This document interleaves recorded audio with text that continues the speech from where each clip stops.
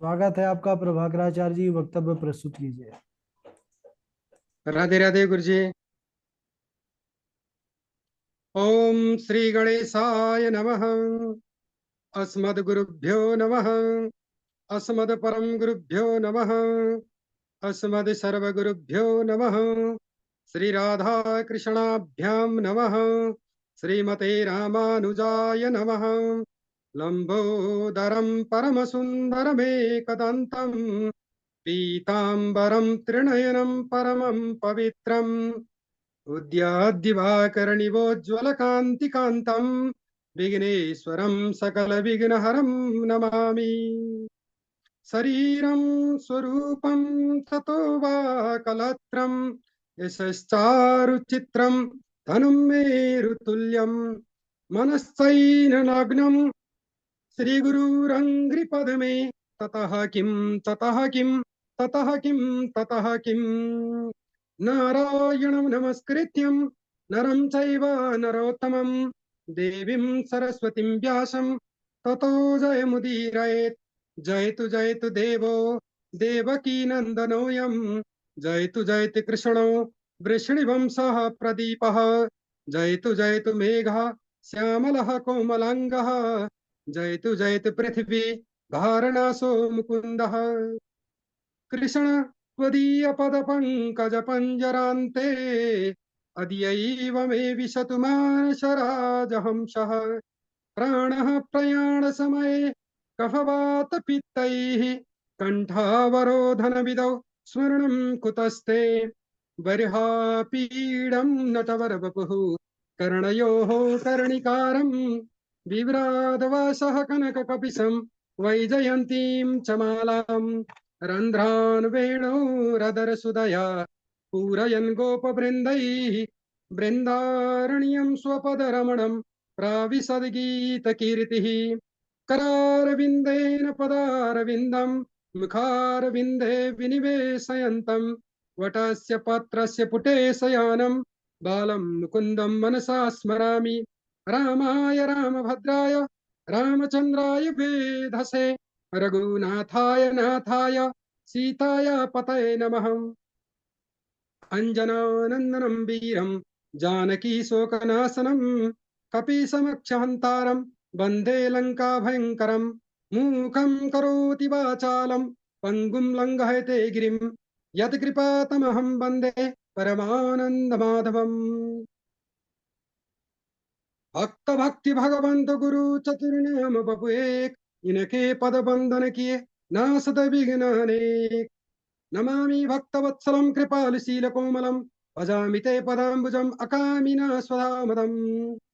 अनंत कोटि ब्रह्मांड नायक अचिंत्य कल्याण गुणगण निधान सर्वेश्वर सर्वाधिपति अकारण करुणा कारक अकारण करुणा वरुणालय अकारण करुणा कारक सकल जन कल्यशाप हारक परात्पर परब्रह्म अनंत कोटि कंदर्प दर्प दलन पटियान निर्गुण निराकार सगुण साकार जगदैक बंधु करुणैक सिंधु सच्चिदानंद घन परमात्मा श्री कृष्ण एवं राधा रानी जी के युगल चरण में दास का बारंबार प्रणाम। भक्त भक्ति भगवंत गुरु चतुर नाम बपु एक, इनके पद वंदन के नासद विघ्न। गुरु जी के आशीर्वाद और गुरु जी के शिक्षा के बाद आज मैं श्रीमद् भागवत षष्ठम स्कंद का विश्वरूप चरित्र का वर्णन करने जा रहा हूँ। ये विश्वरूप चरित्र ऐसा चरित्र है, श्रीमद् भागवत के षष्ठम स्कंद में आता है। विश्वरूप चरित्र का मैं वर्णन करना जा रहा हूँ। जब स्वर्ग के अधिपति देवराज इंद्र एक समय अपने सभा में स्वर्ग में एक सभा कर रहे थे, जहां भी वो सभा होते हैं सत्संग होते हैं, वो भी एक सभा कर रहे थे। वहां स्वर्ग में क्या होता है, सभा में अप्सरा लोग नृत्य करते हैं, वाद्य वादन बजाने वाले वाद्य वादन बजाता है और देवता लोग उसके नृत्य देखकर आनंद मारकर सभा में बैठते हैं। एक समय अपनी पत्नी के साथ समस्त देवगण सहित देवराज इंद्र स्वर्ग में सभा में बैठे थे। उसी समय देवताओं के गुरु बृहस्पति उस सभा में वहां आए। जब देवगुरु बृहस्पति सभा में आए तो देवराज इंद्र ने अपने गुरु को अनदेखा कर दिया। कोई अपने गुरु का अभिवादन नहीं किया, उसको अपने गुरु आए थे, गुरु को अनदेखा कर दिया। तो गुरु ने वहां उस सभा में अपने आप को अपमानित महसूस कर उस सभा को छोड़कर वहां से चले गए। ब्राह्मणं ज्ञान संपन्नं विष्णोर्भक्तं महात्मनः अयान्तं विक्ष्मनो तिष्ठेत सा दुःखैः परिभूयते। विष्णु पुराण में श्लोक कहा गया है, जो ब्राह्मण ज्ञान संपन्न होते हैं, इसलिए ब्राह्मण जब आए तो उस सभा में ब्राह्मण का स्वागत करना चाहिए था। विष्णुर्भक्तं महात्मनः, भगवान के भक्त और संत महात्मा को जो सभा में आते हैं उसको देखकर अभिवादन करना चाहिए, स्वागत सत्कार करना चाहिए। जो उस ब्राह्मण को, विष्णु भक्त को, संत जन को स्वागत सत्कार नहीं करता, वो दुख को प्राप्त करता है।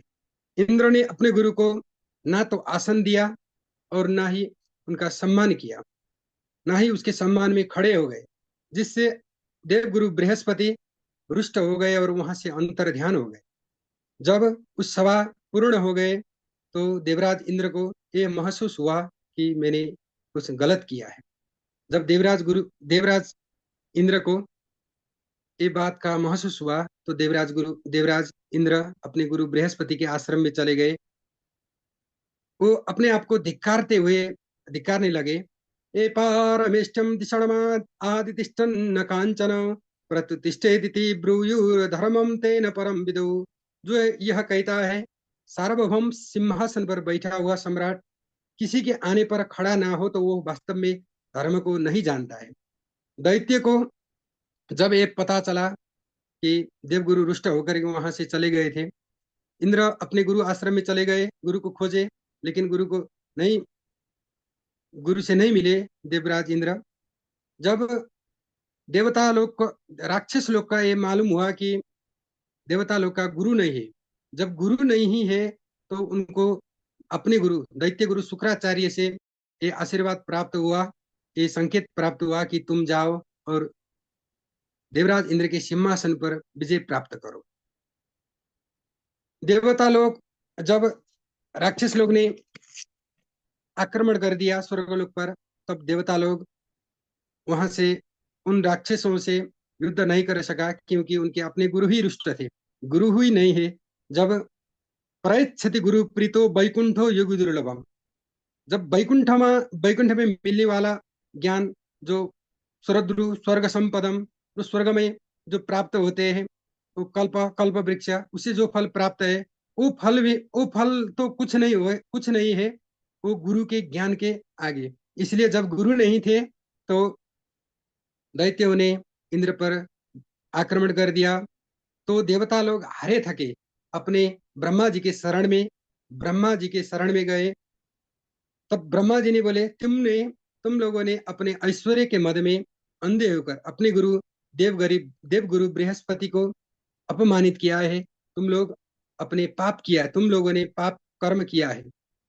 गुरुरु ब्रह्मा गुरुरु विष्णु गुरुर्देवो महेश्वरः गुरुः साक्षात् परम ब्रह्म तस्मै श्री गुरवे नमः। न विप्र गोविंद गवीश्वराणाम भवन्त्यभद्राणि नरेश्वराणाम। क्योंकि जो ब्राह्मण गाय और गोविंद की आराधना नहीं करता है उसका मंगल नहीं होता है। इसीलिए तुम लोग अब त्वष्टा ऋषि के पुत्र विश्वरूप है, जो अत्यंत योग बल से निपुण है, उनको अपना गुरु बना लो, अपना आचार्य बना लो। यदि विश्वरूप ने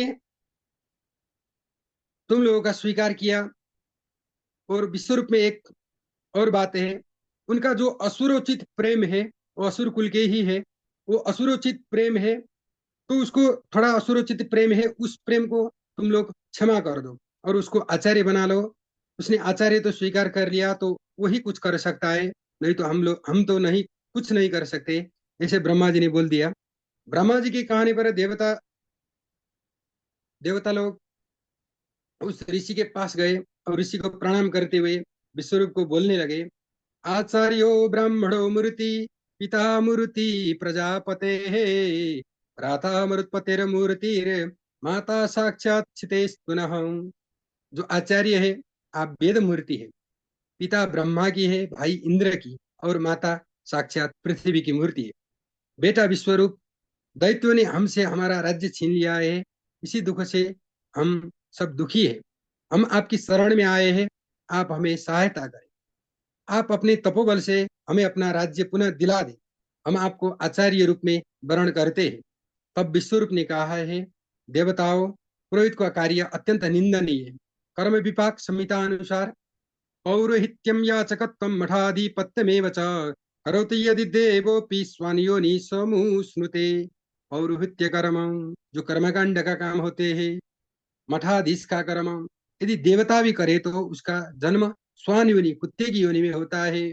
ऐसे क्यों कहा है कि कर्मकांड में बहुत कठिन है, उसमें विधि, जो उच्चारण विधि है, संपूर्ण विधि पूर्वक कराने का कार्य बहुत कठिन है, और सामग्री भी उसमें शुद्धता के साथ चाहिए।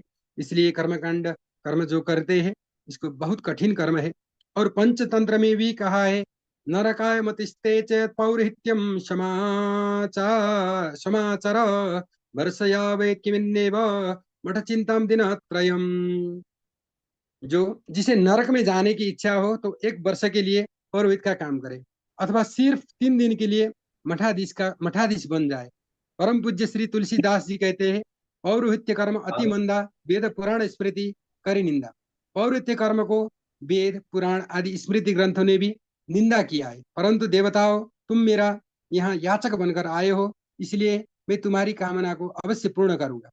विश्वरूप ने इस प्रकार देवताओं का प्रस्ताव स्वीकार कर लिया, तो देवताओं ने विश्वरूप का पूजन कर लिया और उनको आचार्य रूप में वर्ण कर लिया। तब तब विश्वरूप ने इंद्रादि देवताओं को ऐसा कवच प्रदान कर दिया, जिस कवच के माध्यम से देवता लोग जो राक्षसों से अपने राज्य पुनः वापस करने में सामर्थ्य हो गए। तब विश्वरूप ने ऐसा कवच प्रदान कर दिया, जो कवच बोलते हैं तो हर प्रकार से उससे रक्षा करते हैं। उसी कवच का मैं उस कवच का विधि बताया, न्यास करने का बोला, अंग न्यास करे, और जो मंत्र है उसके साथ साथ विधि पूर्वक एक कवच पाठ करे, इसका मनन करे, तो तुम लोग जाओ और राक्षसों से अपना राज्य वापस कर लो। तब नारायण कवच प्रारंभ होते हैं। हरे विदध्यन मम सर्वरक्षां न्यस्तांग्रि पद्मः पतगेन्द्र पृष्ठे दरारि चरमासि गदेषु चाप पाषण्डदानुष्ट गुणुष्ट बाहु जलेषु मां रक्षति मत्स्यमूर्तिर्यादौ गणेभ्यो वरुणस्य पाशात् स्थलेषु मायावटुमा वनुव्यात्रिविक्रमखे वधु विश्वरूपः दुर्गेषु डव्याजिमुखादिषु प्रभुपायन् ऋषिमुश्रयूथ पारिः विमुञ्चतो यस्य मटाट्टासं दिशो विनिदुर्न्यप्तं सगर्भः रक्षत्वसो माध्वनि यज्ञकल्पौषधं तदरो वराः रामोद्रिकुटेश्वत विप्रभासे सलक्ष्मणो व्यात् भरताग्रजोस्मन् मामुग्रधर मामुग्रधर्मादखिलान् प्रमादान् नारायण पातु नरसासात् दत्तस्युगा दथ योगनाथ पायात् गुणेशा कपिलः कर्मबन्धात् सनत्कुमारो भूति कामदेवादय शीर्षां मां पथिदेवहेरणात् देवर्षि वर्या पुरुषार्थन अन्तरात् कुर्मो हरिर्मां निर्यातशेषात् धन्वन्तरिर्भगवान् पार्थवद्या द्वन्द्वाद्वयादर्शो निर्जितात्मा यज्ञस्य लोकात् देवता जनान्तात् बलो गणात् क्रोधवसाद इंद्रः द्वैपायनो भगवान् प्रबोधत् बुद्धस्तपाहन गणात् प्रमादात् कल्की कले कालमलात् प्रपातो धर्माय वन्नायोर्कृतावतारः मां केशवयोगदया प्रातरभ्यत् गोविन्दासंवात् वेडो नारायणः प्रणोदत् शक्तिर्मध्यं दिने विश्वरेन्द्रपाणे देवो कराण्येमो दोग्रधन्मा सायं त्रिधामावतमाधवो मां दोषे ऋषिकेश उदारतरात्रे निशिते को बद पद्मनाभ श्रीवत्सधाम पररात्रि स प्रत्युष शोषितरो जनार्दन दामोदरोऽव्यादनुसन्धिं प्रभाते विश्वेश्वरो भगवान् कालमूर्तेः चक्रम युगान्तानन्तिग्मनेमि भ्रमत्समन्तात् भगवत् प्रयुक्तं दन्दग्धिदन्दग्धिरिशनिमासो कक्षं यथा वातसुगूत वातसखौतास गदे सनिस्पर्शने विस्फुलिङ्गे निष्पिण्डे निष्पिण्डे जित प्रयासि कुष्मण्डवैनायिका यक्षरक्षो भूतग्राम चूर्णे चूर्णयानि त्वं यातधान प्रमथ प्रेतमात्री पिशाच विप्रग्रह घोर दृष्टिन् दरेन्द्र विद्राभय कृष्णपूरितो भीमस्वनो कंपैन् त्वं तिग्मधरा शिवरारिशनेमि सप्रयुक्तो मम छिन्दि छिन्दि चक्षुं च चर्मं शतचन्द्रच्छादय द्वैषामगनं हरपाव चक्षुषां यन्नो भयं ग्रहेभ्यो भूतकेतुभ्यो नभेव च सरीसृभ्यो द्रष्टुभ्यो भूतभ्यं होभेव वा सर्वान् नेतानि भगवन्नाम रूपास्त्रिकीर्तनात् प्रयान्तु संशयं सद्वेन श्रेय प्रतीपका गरुड़ो भगवान स्तोत्रस्थो वत्सन्नमय प्रभो रक्षित वशिष्ठृभ्यो विश्वक्सेन सना भवे सर्वापद्भ्यो हरिणाम रूपयान युधानिनां बुद्धीन्द्रियमना प्राणन् पान्तु वरसितभूषण यथा ये भगवान् एव वस्तुतः सदसा चेत् सत्यनारायणः सर्वे यान्तु न समुपद्रवाः यथैकान्त्यानुभावानं विकल्परहितः स्वयं भूषण इति लिङ्गाख्या दत्ते शक्तिसमाय तेनैव सत्यमानेन सर्वज्ञो भगवान् हरे पातु सर्वस्वरूपेण सदा सर्वत्र सर्वगा विद्युक्षुदिक्षुर्धमधा समन्तादन्तरवैर्भगवान् नरसिंहः प्रहापयन् लोकभयं स्वनेन स्वतेजसा ग्रस्त समस्त तेजः। भगवान श्री हरि जिनका चरण कमल गरुड़ की पीठ पर स्थित है, अणिमादि आठों सिद्धियां जिनकी सेवा करती है, उन्होंने अपने हाथों में शंख चक्र गदा ढाल तलवार धनुष बाण और पास धारण कर रखा है। ऐसे ओमकार स्वरूप वाले भगवान श्री हरि मेरी सब ओर से रक्षा करे। जल में जलचर, जुव में मत्स्य भगवान, स्थल में वामन भगवान और आकाश में त्रिविक्रम भगवान मेरी रक्षा करे। प्रातः काल हमें गदा के लिए भगवान केशव, मध्यान्ह में सुदर्शन चक्रधारी भगवान विष्णु, सायंकालीन भगवान माधव और रात में भगवान पद्मनाभ मेरी रक्षा करे। भगवान श्री हरि के नाम रूप वाहन और आयुध समस्त आपत्तियों से मेरी बुद्धि इंद्रिय मन और प्राणों की रक्षा करे। देवराज इंद्र नारायण कवच से तुम्हें अपने आप को सुरक्षित कर लो। इसके प्रभाव से तुम शत्रु पर विजय प्राप्त करोगे और अपना राज्य पालेंगे। इस कवच में अनेक भी संदेह मत करना। एक बार पूर्व काल में कौशिक गोत्री एक ब्राह्मण इस नारायण कवच को धारण कर मृत्यु को प्राप्त कर लिया। जब वो मृत्यु को प्राप्त कर लिया तो उसका जो हड्डी थे, शरीर में हड्डी थे, अस्थियां थे, वो वहीं पर पड़ी रहे थे। जब एक बार कोई राजा उस कोई राजा उस हड्डी के जो नीचे थे उसके ऊपर के रास्ते से विमान से जा रहे थे, तब नारायण कवच के प्रभाव से जो विमान थे वहीं पर विमान गिर पड़े। जब विमान गिर पड़े तो राजा ने उसका पता कर लिया ये कैसे हुआ। तो वो एक ऋषि ने उसको उत्तर दे दिया, ये तो नारायण कवच के प्रभाव से है। इसीलिए उस राजा ने उस अस्थियों को गंगा में जाकर सरस्वती नदी में उसको प्रवाहित कर दिया और आगे की यात्रा कर ली। देवराज इंद्र ने जब नारायण कवच की महिमा का श्रवण किया तो उसे धारण कर लिया और दैत्य से विजय प्राप्त कर अपना राज्य पुनः प्राप्त कर लिया। एक दिन इंद्र ये देखा कि विश्वरूप प्रत्यक्ष रूप से तो देवताओं के देवगुरु बन गए, लेकिन अप्रत्यक्ष रूप से अपने इष्ट जो राक्षसी लोग थे उनको ही आहुति दे रहे थे।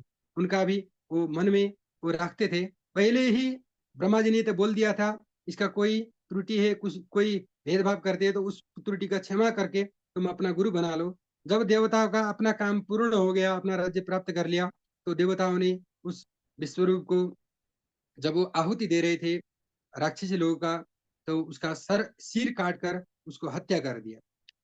जब हत्या हो गया, इसके बाद इंद्र को ब्रह्म हत्या का पाप लगी, क्योंकि वो ब्राह्मण भी थे, वो ब्राह्मण ही थे, उनका माता और पिता ब्राह्मण और राक्षसी कुल के थे, इसीलिए उसका ब्रह्म हत्या का पाप लग गया। इंद्र ने उस पाप को चारों भाग में बांट दी।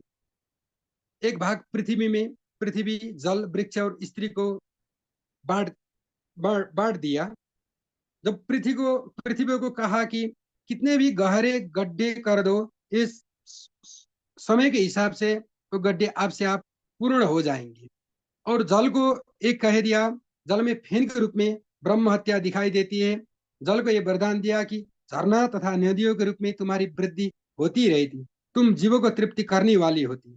और वृक्ष में जो होते हैं गोंद के रूप में ब्रह्म हत्या दिखाई देती है। वृक्षों को वरदान दिया कि तुम्हारा जड़ जब तक जीवित रहेगा तब तक तुम पुनः अपने सिर आगे कर सकते हो, फिर आगे वृक्ष के रूप में आगे बढ़ सकती हो। और स्त्रियों को ऋतु धर्म के रूप में ब्रह्म हत्या दिखाई देती है।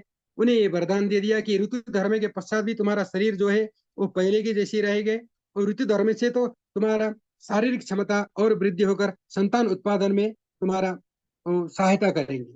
इसलिए जब विश्वरूप का वध हो गया, तब विश्वरूप का वो समाचार उसको पिताजी को मिल गया।